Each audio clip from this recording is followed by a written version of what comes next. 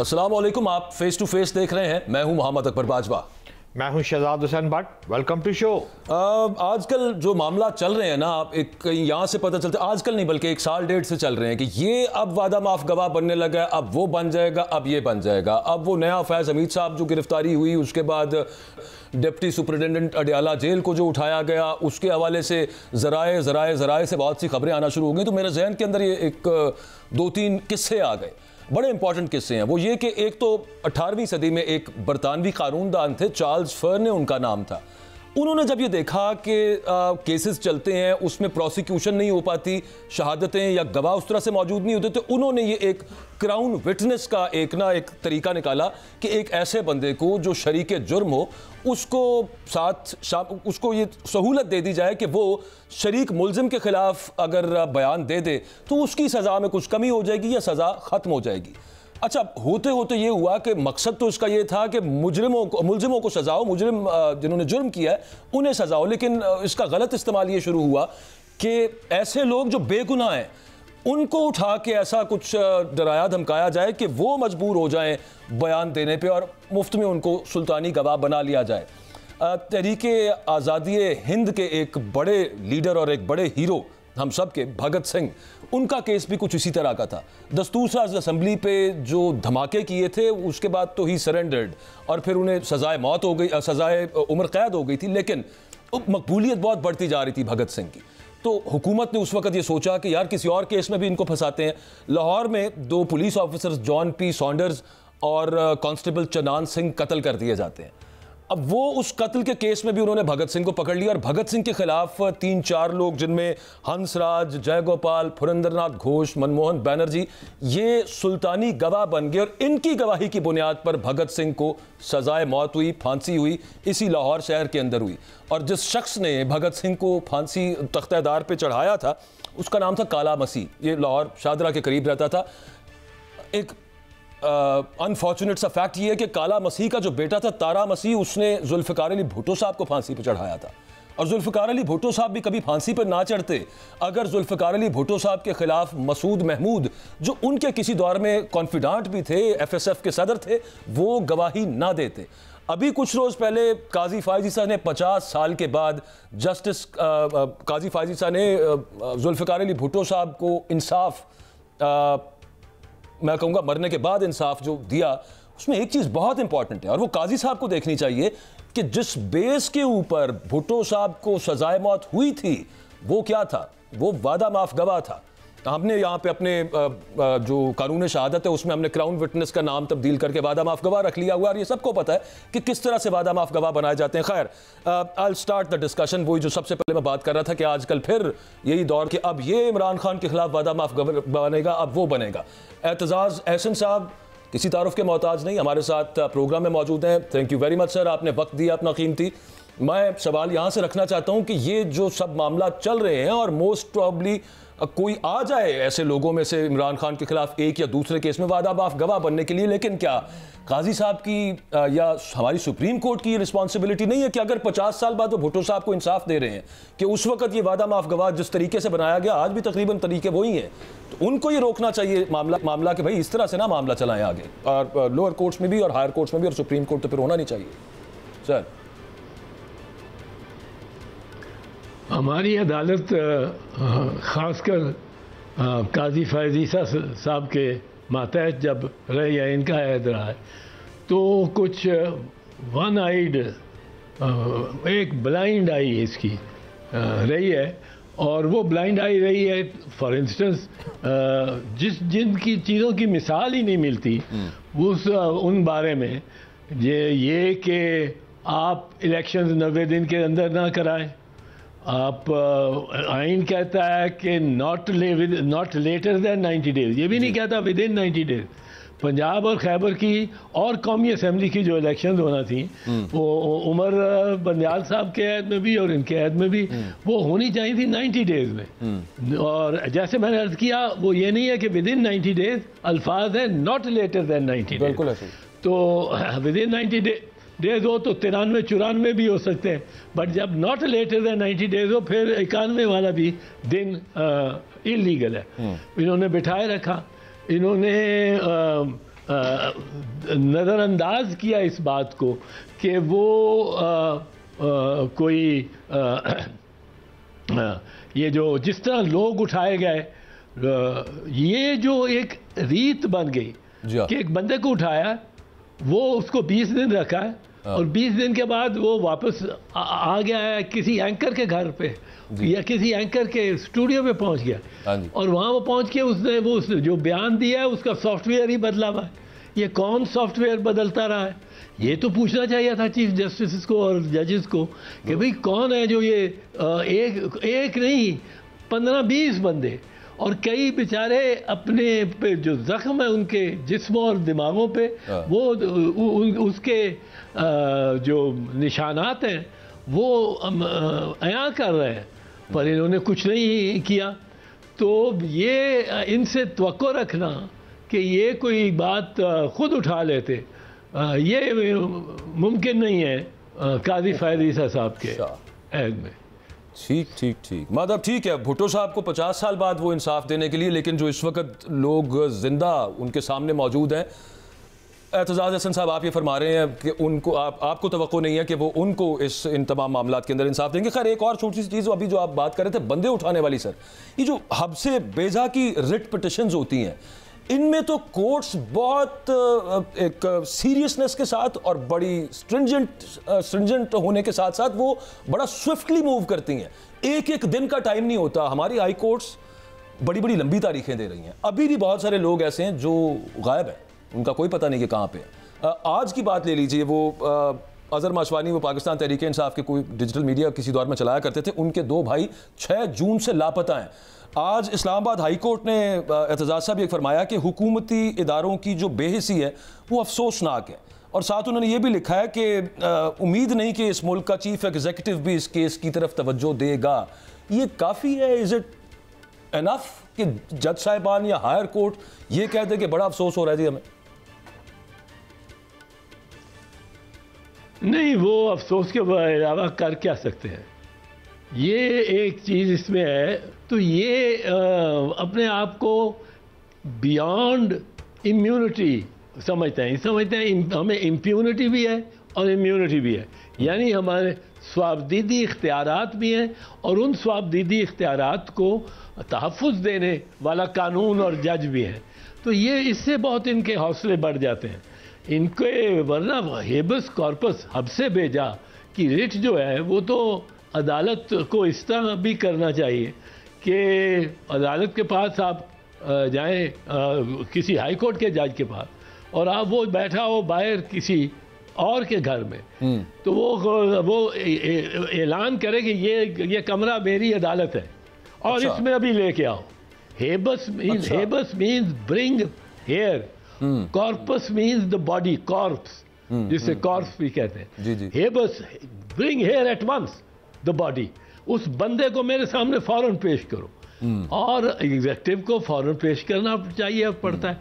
अब ये हमारे जो दोस्त कई उठाए जाते हैं, गायब हो जाते हैं, गुमशुदा अफराद हो जाते हैं, ये कई 20 दिन रह के आते हैं, महीना रह के आते हैं, वापस आते हैं तो इनके शक्लों से भी बुरे हाल हुए होते हैं और इनका जो अपना मौक़िफ़ है वो भी तब्दील हुआ होता है। जिसके वो जाने से पहले गुन गा रहे होते हैं लीडर के, उसको आके वापस आते हैं तो उसके खिलाफ सियासत भी कर रहे होते हैं, पार्टी भी उसकी छोड़ रहे होते हैं। जो सब उसमें सितम ज़रीफ़ी तो ये भी है ना, सितम ज़रीफ़ी तो सबसे बड़ी ये तो है अपनी जगह पे। अल्लाह ताला किसी पे ऐसा वक्त ना लेके आए कि उसके घर वालों को ये अजियत बर्दाश्त करनी पड़े कि उन्हें पता ना हो कि उनका प्यारा कहाँ पे है। लेकिन उसके अलावा ये उससे बड़ा मजाक नहीं है सर कि मतलब आके एक प्रेस कॉन्फ्रेंस हुई और तमाम गुनाह धुल गए बगैर किसी ट्रायल के, बगैर किसी अदालती प्रोसेस के।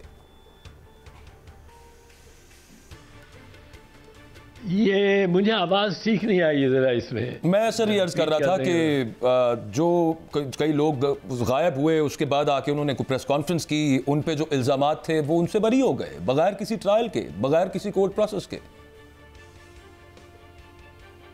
हाँ नहीं, उन पे इल्ज़ामात तो बुनियादी तौर पे थे ही नहीं और उठा लिए गए थे, उठाए इसीलिए गए थे, कोई इल्ज़ाम कोई नहीं था। और ये सारा सिलसिला है, ये कुछ 1980 की दिहाई से शुरू हुआ है, और उससे पहले आपको पता है चौधरी ज़हूर इलाही का केस था जी। उनको पुलिस उठा के और पंजाब से ले गई थी ये फ्रंटियर जो एरिया उस वक्त इसमें फ्रंटियर एरिया का आता था, जो कि पाकिस्तान के फाटा वो पाकिस्तान के कवानीन के तहत नहीं आता था। तो उनके बाय ले गए कि जी ये अब नहीं है, आप पाकिस्तान में नहीं है, तो आप इधर हाई कोर्ट सुप्रीम कोर्ट की रेट भी किस तरह चल सकती है। सुप्रीम कोर्ट ने कहा लाओ उनको, और हम एंड उस पर इसरार किया। अब हाई कोर्ट इस्लामाबाद में बहुत अच्छे जजेस हैं जो इस मामले को और इसी तरह ले रहे हैं।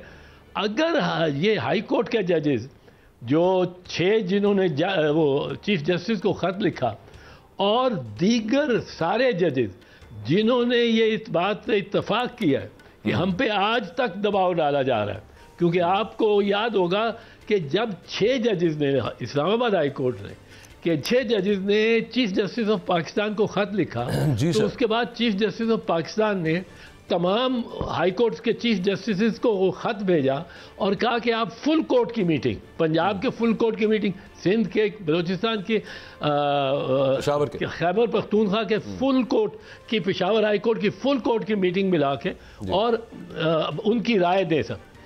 उसमें मुत्तफ़िका तौर पे ये जजेस ने कहा कि हम पे दबाव डाला जाता है।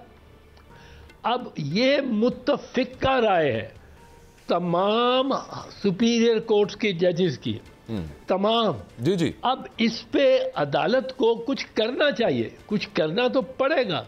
उन सबको रख के सामने और तलब करें, जिन लोगों के नाम FIRs में आ चुके हैं वो उन लोगों को हर एक को तलब, उसको बुलाएं अगर उसका नाम आया तो, और उससे पूछें कि ये कि इसमें क्या हकीकत क्या है, और जो जिसके साथ ये हुआ है उसको भी बुलाएं, उसको कहें तहफ़्फ़ुज़ दें। ये अदालतों का अब इस वक्त जिम्मेदारी पड़ गई। और अगर अदालतें और जज इसमें यक जान और यक कालिब हो गए, तो मैं आपको ये बता दूं कोई जजेस का कुछ नहीं कर सकता, कोई कुछ नहीं कर। अगर जज अयूब खान को गैर आईनी कह देते, कुछ नहीं था उनका, हो जाता अयूब खान गैर आईनी। अगर जज बेगम नुसरत भुट्टो केस में ज़ियाउल हक को गैर आईनी कह देते, या ज़फ़र अली शाह के केस में इसका इक़दाम, मुशर्रफ के इक़दाम को टेक ओवर करने को गैर आईनी कर देते, तो इनको जाके निकालना न पड़ता गवर्नमेंट को कि इन्होंने उठा के निकालना है। इन्होंने जब जजेस ने मिलिट्री कोर्ट्स को सुप्रीम कोर्ट के बेंच ने कह दिया कि ये इलीगल है, वो उसी वक्त इलीगल हो गए। फिर आप देखें कि अदालत नहीं, हुकूमत और फौज ये गए सुप्रीम कोर्ट में अपील में जी, उसमें बड़ा जज बन गया, और बड़े जज ने इनकी इस्तदा पे, पूरी इस्तदा नहीं मानी, इनकी इस्तदा थी कि इस सारे फैसले को मुअत्तल कर दें। 7 जजेस ने कहा कि 5 जजेस के हम फैसले को मुअत्तल नहीं करते, आपकी अदालतें उन्होंने इलीगल कही है तो इलीगल है, पर आप कहते हैं कि हमें ट्रायल चला लेने दें, हम ट्रायल चला लेते हैं और फैसला नहीं करते। अदालत सुप्रीम कोर्ट ने कहा आप फैसला नहीं कर सकते। अब क्या हुआ, अब इन्होंने ट्रायल चलाए, 20 आदमी इन्होंने बेगुनाह समझे, इन्होंने फिर गए सुप्रीम कोर्ट के पास कि हमें आप इजाजत दें कि हम इन 20 आदमियों को रिहा कर दें। मैं भी था अदालत में, जाहिर है मैं पिटिशनर था, और अदालत ने कहा कि आप क्यों पूछने आए हैं, आप क्यों रिहा क्यों नहीं कर सकते। उन्होंने कहा सर आपका फैसला है कि कोई हम फाइनल फैसला नहीं कर सकते, हम ना बरी कर सकते हैं ना सजा दे सकते हैं। तो सुप्रीम कोर्ट ने मेरे से पूछा कि इनको छोड़ देने दें 20 आदमियों को। मैंने कहा जी छोड़ने दें, मेरे तो जितने कैदी कम होंगे मुझे फ़ायदा है, पर मैं इस मौक़िफ़ से नहीं हटूंगा कि ये सब इलीगल है। उन्होंने कहा बिल्कुल ठीक है, subject to without prejudice to your लेकिन वो सस्पेंडेड है ना सर, कंटेंशन। हम जी सस्पेंड तो हो गया हुआ ना वो फैसला। अब इस वक्त वो जो शिकें ख़त्म की थी फैसले में, वो फैसला इस वक्त ऑन इन फील्ड नहीं है, वो सस्पेंडेड है। वो सस्पेंडेड है, वो फैसला मौजूद है। वो किसी शिके जो हैं वो उन पे फैसला नहीं दे सकती, सज़ा नहीं दे सकती फौजी अदालत, क्योंकि सुप्रीम कोर्ट ने मना किया बस सज़ा देने से। वो ट्रायल कर रहे हैं, ट्रायल के में वो ट्रायल भी अब हमारे जब केस लगेगा नॉनदलेस वो मामला एक लिम्बो में चला गया है, वो तातुल में चला गया है। दूसरा 6 जजेस के खत वाला मामला था, वो भी पता नहीं कहाँ, बड़ी लंबी तारीख पड़ गई है। होप सो के छुट्टियों के बाद शायद उसके ऊपर दोबारा को मामला शुरू हो। भट्ट साहब आप कुछ पूछना चाह रहे हैं? एतराज भाई, आपकी तमाम जो गुफ्तगू है आज मुझे ये फील हो रहा है आपसे कि आप अदलिया से बहुत हद तक मायूस हो चुके हैं, और ख़ास तौर पर काजी फाइज ईसा के टेन्योर में लगता है कि आपको कुछ ज़्यादा होप नहीं है, और ना ही कोई वकला की जानब से तहरीक सामने आ रही है। ये दोनों बातों में क्या मैं ठीक अर्ज कर रहा हूँ आपसे? नहीं, आप ठीक कह रहे हैं। मैं मायूस रहा हूँ काजी फाइज ईसा के टेन्योर में। उन्होंने बहुत जानिबदारी दिखाई। वो एक किसी जमात का, वो मेरी जमात हो कोई जमात हो, उसका आप वो सिंबल ही ले सकते हैं। निशान पार्टी का नहीं होता। हम कहते ही हैं कि पार्टी का निशान पीपल्स पार्टी का तीर है और शेर है। ये निशान वोटर का होता है। वोटर जो कि अनपढ़ है, जो कि वोट नहीं डाल सकता, ये बिल्कुल मिसनोमर है, मिस डिस्क्रिप्शन है उस निशान की। द पार्टी सिंबल, वो सिंबल है वोटर का।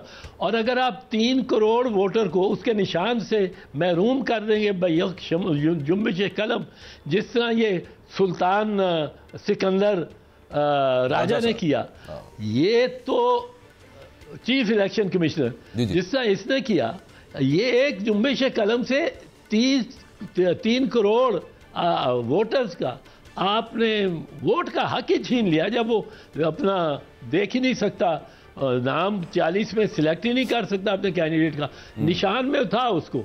वो बीबी कहती थी मैं कितने वोट पाना है पुत्र, उसको वो एजेंट बता देता था, देखे बीबी अंदर जाएंगी पोलिंग स्टेशन तो तीर दाया निशान देखना लबना, उसने वोट ला देना, ਉਹਦਾ ਨਾਂ बिलावल भुट्टो ਦਾ आ जाएगा ਉਹਦੇ ਤੇ अगर तुसी तीर ते पाता। तो अब ये चीज़ जो है ये तो एक मुजरिमाना फेल है ना। तो इसने इलेक्शन कमीशन ने इतने मुजरिमाना फेल किए हैं और काम किए हैं इस इलेक्शन में कि उसकी मैं समझता हूँ कोई नज़ीर और मिसाल ही नहीं मिलती जिस कदर इतने इन्होंने किए हैं। एतराज भाई, कतकलामी माफ में आपको टाइम थोड़ा सा आपका लेना चाहता हूँ। प्रोग्राम के एंड पर मैं आपसे एक आखिरी सवाल मेरी तरफ से करना चाहता हूँ। बाजवा साहब ने शायद ब्रेक पे जाना है। हुकूमत जो है वो फायरवॉल के जरिए इंटरनेट और सोशल मीडिया पर कंट्रोल करना और उस पर नज़र रखना चाह रही है। हाल ही में आपने भी देखा कि सोशल मीडिया पर फेक न्यूज़ से बरतानिया में भी प्रॉब्लम आई है।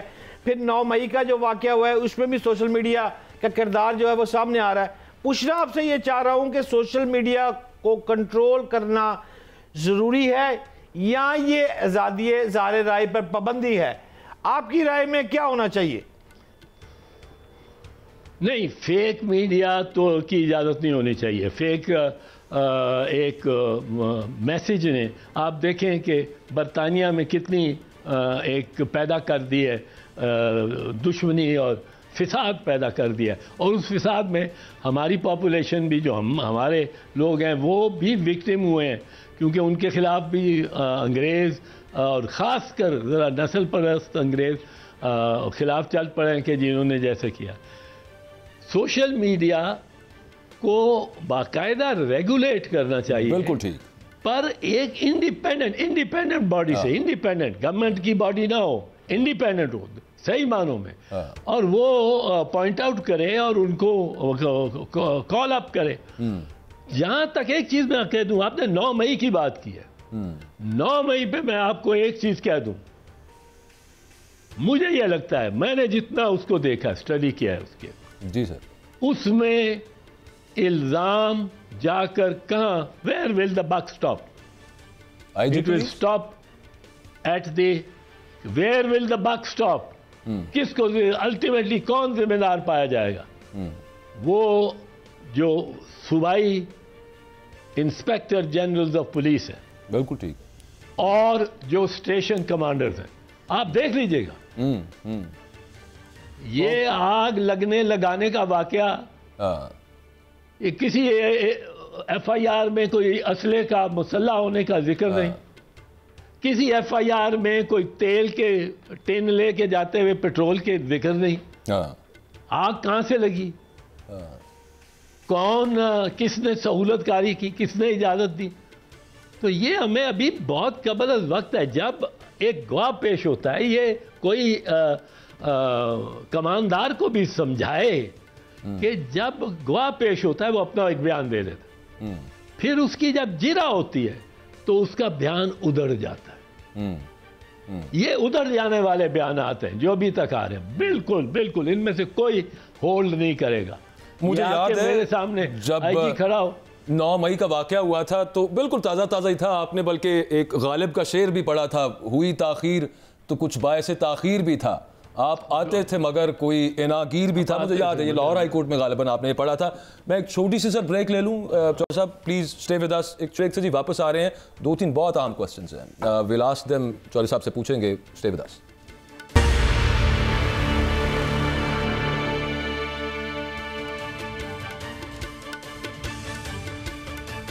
Welcome back. चौधरी एतजाज़ अहसन साहब हमारे साथ मौजूद हैं। चौधरी साहब, काजी फायज़ ईसा ने अभी रिसेंटली एक केस में ये फरमाया, उन्होंने कहा कि पार्लियामेंट कानून साजी करके सुप्रीम कोर्ट का कोई फैसला ख़त्म कर सकती है।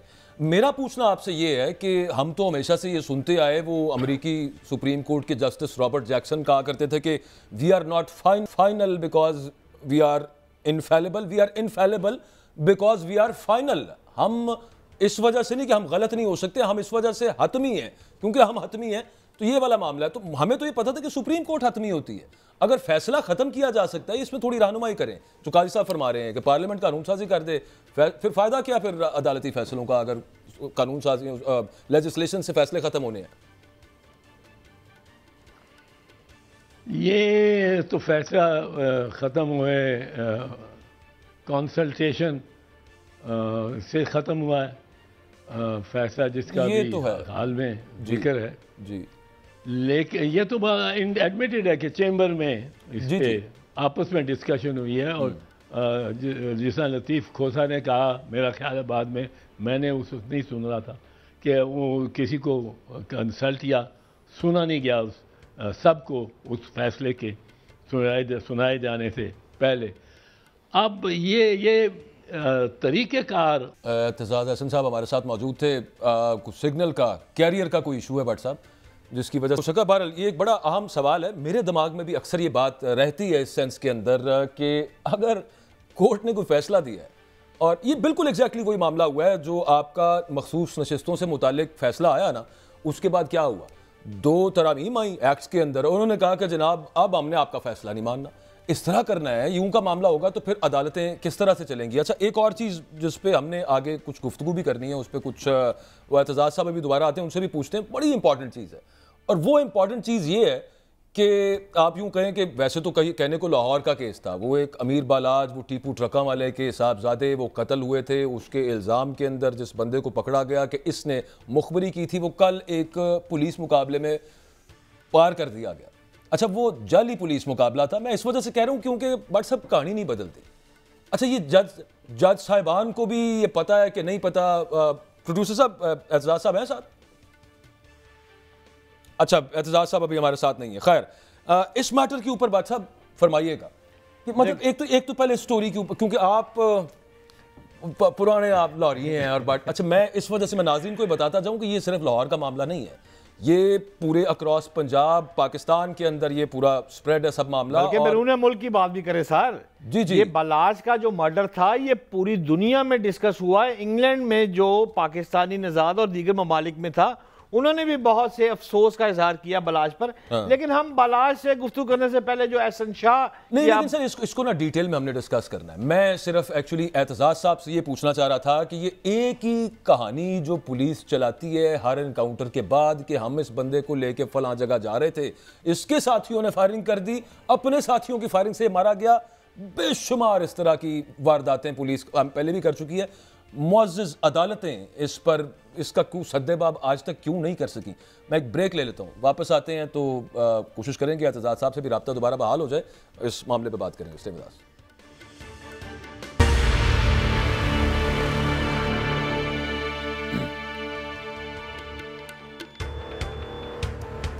अच्छा जी, वेलकम बैक।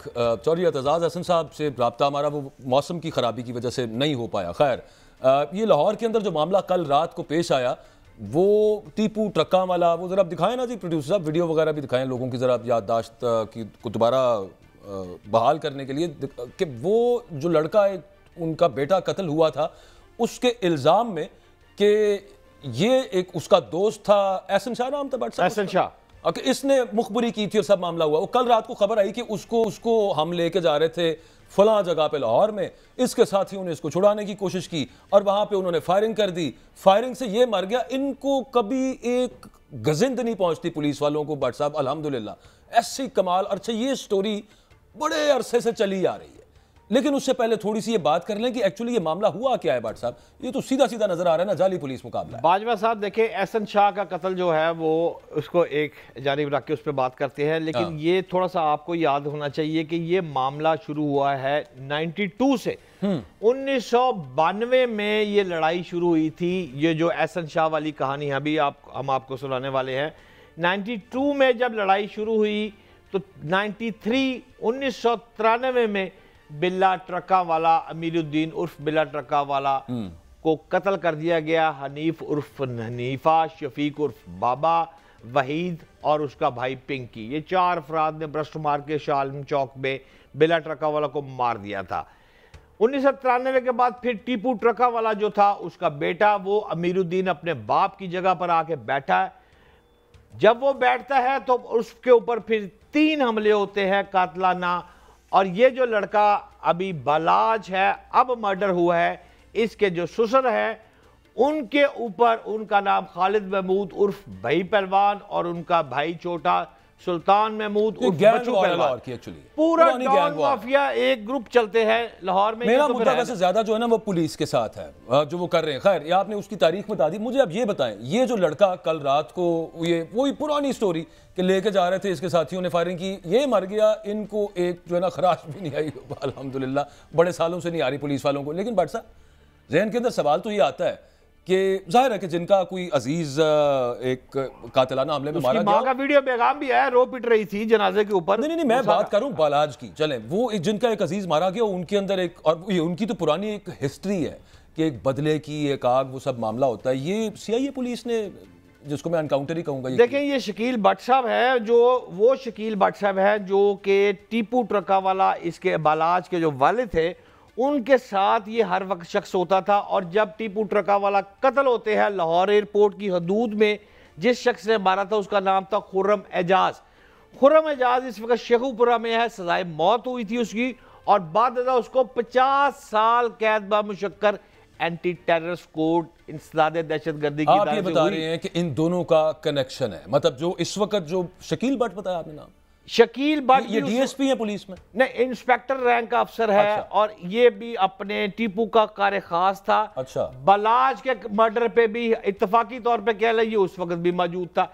एहसन शाह को गिरफ्तार भी इसी ने किया था, और अब मरने के वक्त भी एहसन शाह को अपनी मंजिल पर शकील भट्ट ने ही पहुंचाया है। बाजवा साहब, सही। अब सवाल यहां यह है कि जो एहसन शाह मर्डर हुआ है, अफसोस तो है, एक इंसान की जान गई है। देखें, बात उसके अंदर, मैं छोटी सी बात सिर्फ इसके अंदर ऐड करना चाहता हूँ।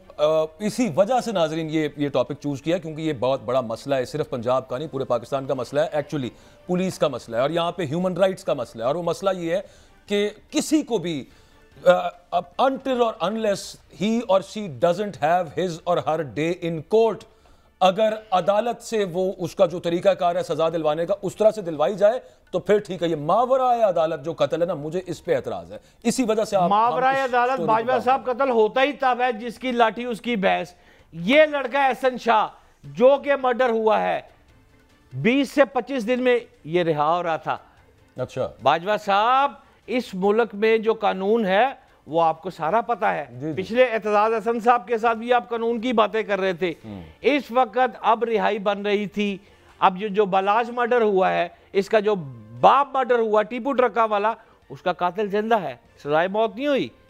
25 साल 50 साल कैद बामुशक्कत हो रही है। अब दूसरी जानिब ये जो बच्चा था, इसने खुद नहीं मारा।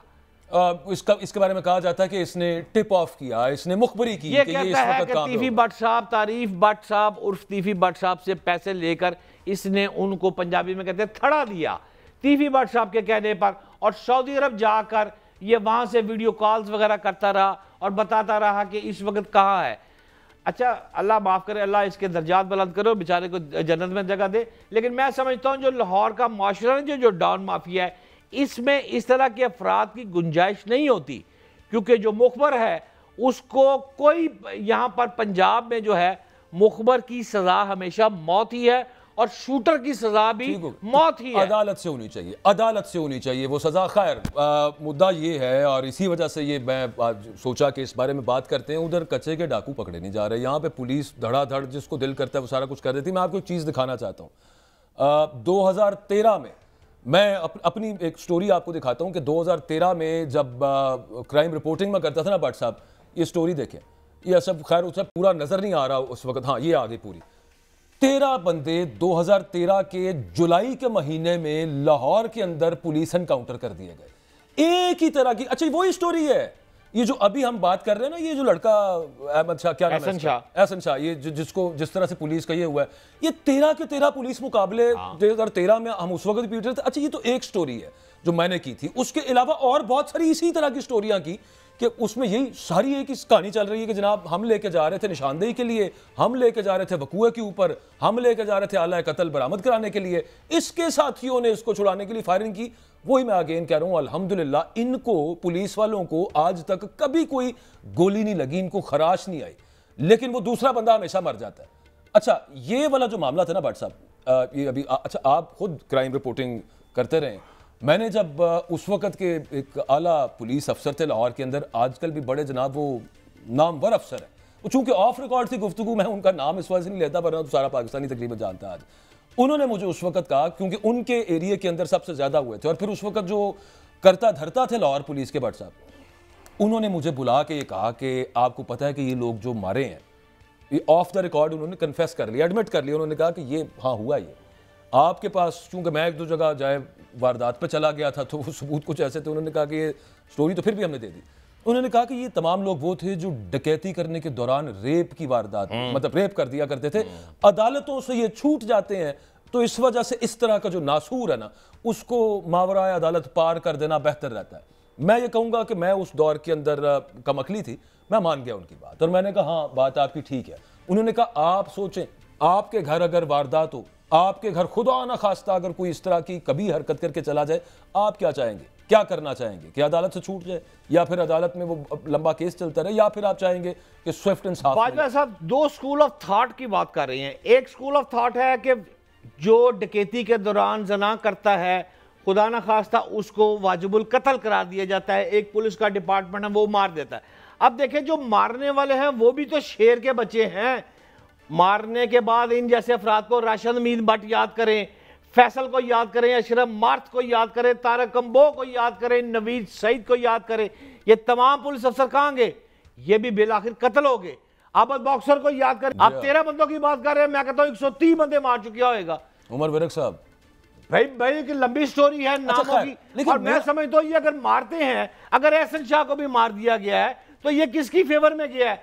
ये बाजवा साहब, ये तीफी भट्ट को बहुत बड़ा नुकसान हुआ है इस पर्चे में नामजद मुल्ज़म जो था। भट्ट साहब ये ना, ये आपके जो जुडिशियल लीगल सिस्टम है ना आपका, ये उसका नुकसान हुआ है। आपकी अदालतों के ऊपर लोगों का जो एतबार है, ये उसका नुकसान हुआ है। तो क्या करें फिर, अगर बंदा छूट जाए तो क्या करें फिर? नहीं, अपनी प्रोसिक्यूशन बेहतर करें, पूरी दुनिया के अंदर होती है ये तरीकाकार, कहीं नहीं पाया जाता कि बारो बारी, इसको कहना ना बारो बारी पार कर दो, ये कहीं पे इस तरह के तरीके नहीं पाए जाते। अच्छा, मुझे एक चीज़ याद आ गई बीच में, इत्तफाकन याद आ गई, उज्जैन लाहौर के मैं अभी बता रहा था ना आपको, ये तो 2013 की एक स्टोरी है। इस तरह की 6 स्टोरियां मैंने खुद की हुई, आपने की होंगी इस तरह की कितनी सारी। उस वक्त जो करता धरता थे ना लाहौर पुलिस के भट्ट साहब, मजे की बात आप सुने, वो उसके बाद एक और महकमे में जाके लगे और उन्हीं की नाक के नीचे पता क्या हुआ था? सान्याय साहिवाल। ठीक, फिर ये होता है जब आप यहां पे तो कह देते हैं, लेकिन ये आप ट्रिगर हैप्पी अफसरान, उनको मसले ही कोई नहीं है, गोली मार दे। बाजवा साहब पुलिस जो है ना इस वक्त जो मौजूदा, मैं पुलिस मसलन इसी केस की जो आप बात कर रहे हैं, इसमें एक मरकजी किरदार है गोगी भट्ट साहब का। जो तीफी भट्ट साहब की बहन का बेटा है। गोगी भट्ट साहब हजारों केसेस हैं, मुझे तो ये नहीं समझ आती कि हजारों केसेस हैं, इस पे भी उस पे भी। यहां पे शहाना जिंदगी और गैंगस्टर, एक मॉबस्टर वाली लाइफ, और उसके बाद बाहर चले जाएं, अंदर आ जाएं, वो सिर्फ कभी कभी तो है वो हालात थोड़े से खराब होते हैं। पुलिस क्या कर रही है भट्ट साहब? मैं यही किसी केस में नहीं पकड़ते, वहां पे इनका बस ही नहीं चलता किसी का। बाजवा साहब आप दुरुस्त कह रहे हैं, लेकिन यही तो मैं आपको समझाने की कोशिश कर रहा हूं कि इस केस में भी जो गोगी भट्ट साहब है वो उस वक्त कराची में मुकीम है। पुलिस ने उनके खिलाफ लिख दिया है कि ये गुनाहगार है। बलाज के केस में कराची में बंदा बैठा हुआ इश्तिहारी है, पुलिस इसलिए गिरफ्तार नहीं कर रही कि वो बेगुनाह है। अब दूसरा स्कूल ऑफ थॉट देखे ना, वो कहते हैं बेगुनाह है, वो कहते हैं एहसन शाह इसमें मुलव्वस था, फर्क कर दो, फर्क कर दिया। अब जब ये इस चीज आ जाती है ना, आपके ज़हन में आ जाती है कि यार मैंने इंसाफ अदालतों से मुझे नहीं मिलता, मैंने इंसाफ हाथ से लेना है, तो फिर ये एहसन शाह जैसे बंदे रोजाना कत्ल होंगे। मैंने वही भट्ट साहब अर्ज आपसे की ना कि लाहौर के अंदर जो पुलिस मुकाबले हो रहे थे, मावराए अदालत जो कत्ल हो रहे थे, उन पर जिन एक सीनियर तरीन पुलिस अफसर साहब ने मुझे जो उसकी रीजनिंग दी, जो लॉजिक बताई, वही बाद में करता धरता थे एक और डिपार्टमेंट के, जहाँ पे ये सानिया साहिवाल हुआ, जहाँ पे आपको याद है ना बेगुनाह फैमिली, वो टर फायरिंग करके जो सारी सीटीडी ने खत्म की थी, उन्हीं अफसर साहब का वहाँ पे भी नाम आ गया। अच्छा, इससे होता क्या है? ज़हन बन गया ना वहाँ से, कोई मसला नहीं, फड़का दो, किसी ने भी मार दो। उसके बाद अगला मामला क्या होता है आपको पता है बड़ी अच्छी तरह, पैसे लेके, बिल्कुल ही किसी का कोई कसूर नहीं, तो क्या लाहौर में ये नहीं होता?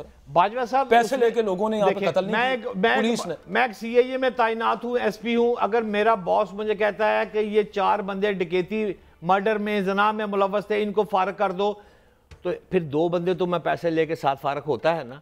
जब आप इख्तियारात ये तजावज, वहां तक मैं आपके साथ मुत्फिक हूं कि इख्तियारात को इतने तजावज नहीं होना चाहिए कि पैसे लेकर फिर बंदा। अब लेकिन मैं आपको यहां ये यकीन से कहता हूं, इस केस में, एहसन शाह के केस में पुलिस ने पैसे नहीं खाए मेरी तहकीक और तफ्तीश के मुताबिक। उसकी वजह यह है कि रेड वारंट तीफी भट्ट साहब के जो निकले हैं, ये उनको पैगाम दिया गया है कि आपके रेड वारंट अभी तक जो बाइट से उनको लाना था रुका हुआ है। एहसन शाह के जरिए एक बड़ा पैगाम उधर भी गया है। बाजवा साहब चला गया होगा। मेरा सिर्फ आर्ग्यूमेंट यहाँ पे ये है, और इसी वजह से हम ये डिस्कस कर रहे हैं कि तीफी भट्ट या गोगी भट्ट हो जाए या फिर टीपू ट्रकावाला, जो ये कोई इतनी बड़ी हस्तियां नहीं है कि जिनके बारे में बात की जाए।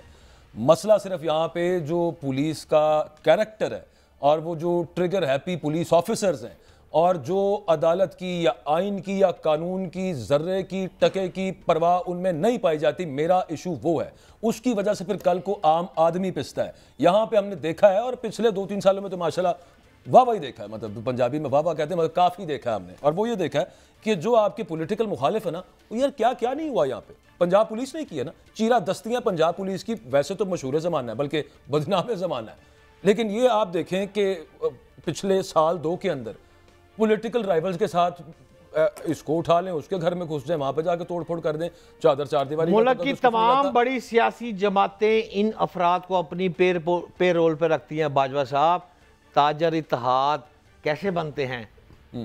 क्यों पीपल्स पार्टी अभी तक पंजाब में सर नहीं उठा सकी? इसलिए कि वहां पर इनका कोई हाथ रखने वाला नहीं है। कि कभी ये अफराद मुस्लिम लीग नून से वाबस्ता होते हैं, और यही अफराद फिर पीटीआई की जैकेट पहनकर सड़कों पर नारेबाजी कर रहे होते हैं, और इनको बतवातर इनके ऊपर पूरा हाथ रखा जाता है, अपने मकासद के लिए इनको इस्तेमाल किया जाता है। ये एक लम्हा फिक्रिया तो मेरे मुल्क का बाजवा साहब है, इसको जुठलाया नहीं जा सकता। ये सच है ये बात। पुलिस का साथ वो जो रोल है ना, वो मुझे असल में उस पर मैं बार बार उस पर फोकस इस वजह से कर रहा हूँ क्योंकि इट्स देयर रिस्पॉन्सिबिलिटी। वो पब्लिक सर्वेंट है, वो रियासत पाकिस्तान के मुलाजिम है, वो किसी हुकूमत के मुलाजिम नहीं होने चाहिए, नहीं होते, आइन के मुताबिक, कानून के मुताबिक नहीं है वो। बल्कि कायदे आज़म ने खिताब किया था सिविल ऑफिसर से, और उन्होंने कहा था कि आपको अगर कोई गैर कानूनी हुक्म देता है, आपने बिल्कुल नहीं मानना किसी का भी हुक्म। आप रियासत पाकिस्तान के साथ वफादार हैं, आप आइन पाकिस्तान के साथ वफादार हैं।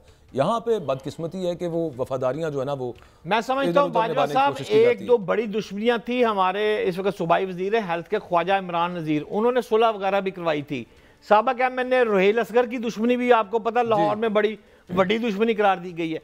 ये जो 3 नस्लें बर्बाद हो चुकी है ना, बलाज का बाप, टीपू का बाप, अमीरुद्दीन का बाप, फिर नथू पहलवान, यानी 4थी नस्ल कत्ल हुई है। ये गवर्नमेंट के भी फ्राइज है कि पाकिस्तान में, लाहौर में, पंजाब में जो डॉन बैठे हैं और जो क्राइम निकल रहा है, अबे भाई अगर आपने क्राइम कंट्रोल करना है पुलिस वालों, तो ये क्राइम यूनिवर्सिटियां जाके बंद करो। यहां से वो तालिब इल्म निकल रहे हैं जो लाहौर में, पूरे पंजाब में क्राइम कर रहे हैं, और वो इसी यूनिवर्सिटियों से निकलते हैं, इन्हीं यूनिवर्सिटियों से ट्रेनिंग लेते हैं, इन्हीं यूनिवर्सिटियों से शूटर बनते हैं। ये क्लियर कर दें, बट साहब गैंग्स को यूनिवर्सिटियां कह रहे हैं ना, समझ ले कोई के बाज़ाब्ता बिल्कुल बाजवा साहब, यूनिवर्सिटी की बात ये इनके अड्डों पर बाज़ाब्ता तौर पर यूनिवर्सिटियां, क्राइम यूनिवर्सिटियां खुली है, उसका नाम ही ये है। भाई 2 दाखिला इसको कॉलेज में देना है, इनके कोड वर्ड है। अच्छा बट साहब टाइम मुझे नहीं पता कितना रह गया, जाते जाते बस ये बता दें, ये जो मशहूर ज़माना गैंगस्टर, मॉबस्टर, बदमाश, नेक्स्ट लेवल, गोकी भट्ट साहब, फलाने भट्ट साहब, फलाना पहलवान, फलाने, ये इनको पीएमएलएन के साथ क्यों ये इनका जुड़ता है? कि कोई दोस्ती वगैरह थी यहाँ पे, या उनके लिए कोई क्या कनेक्शन था? भाईजान पीएमएलएन के साथ क्या जुड़ना? टीपू ट्रका वाला का पीएमएलएन से यूं, उसका बेटा बलाज कत्ल हुआ, उसका पीटीआई से यूं।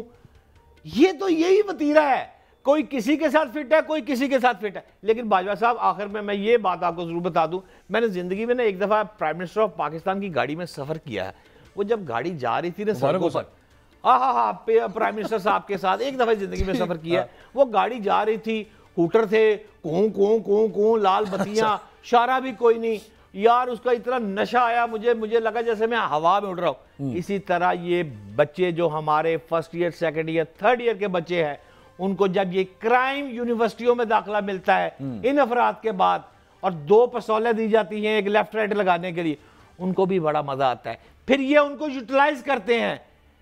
जी मैं दर्जनों मिसालें दे सकता हूं जिन्होंने, लाहौर के चौधरियों ने इन बच्चों को इस्तेमाल किया है। सर ये रिसेंट पास में 1-2 सियासतदान कत्ल हुए हैं लाहौर के अंदर, और पीछे वो जो निकलता है वो एक आम सा शूटर, किसी की कोई वो दुश्मनी है, वो थोड़े से पैसे दिए उसने वो करा दिया, वो सारा कुछ यहाँ से निकल रहा है। और ये हो किसकी नाक के नीचे रहा है?